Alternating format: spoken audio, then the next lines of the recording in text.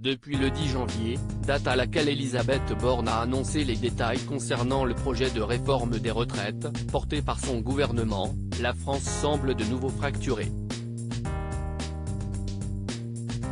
De nombreux syndicalistes et travailleurs sont opposés à ce report de l'âge légal de fin de carrière fixé à 64 ans.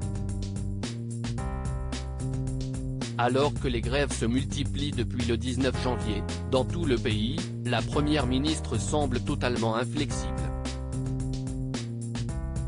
De quoi lui valoir de nombreuses critiques, comme l'indique Libération, ce jeudi 2 février.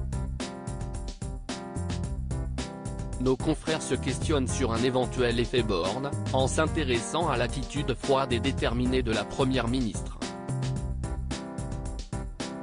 Le député socialiste Arthur Delaporte s'est d'ailleurs amusé à la critiquer, en la comparant à un homme politique actuellement membre du Conseil constitutionnel français. Elle est droite dans ses bottes, si est-il la nouvelle Juppé.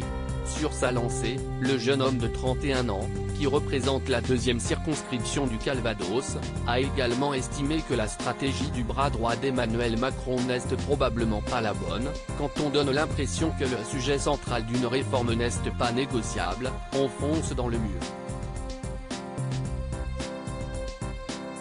Supérieur à Elisabeth Borne, l'évolution physique de la première ministre en image une opposition qui ne manque pas d'inspiration pour la tacler et le député du PS est loin d'être le seul membre de l'opposition à tacler la méthode d'Elisabeth Borne vis-à-vis de sa réforme des retraites. Au sein du Rassemblement national, si est-il le député Thomas Ménager qui a critiqué la première ministre, en la comparant à Mère Fouettard. Du côté du Parti communiste français, Fabien Roussel a pris un malin plaisir à associer l'image de la femme politique à celle de Margaret Thatcher. Pour le député des Républicains, Aurélien Pradié, l'ancienne ministre du Travail avance à coups de menton.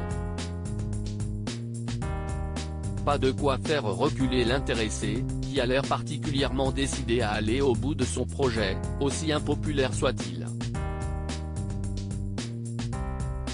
Article écrit avec la collaboration de 6 médias Crédit Photo, Jonathan Reboa Panoramique.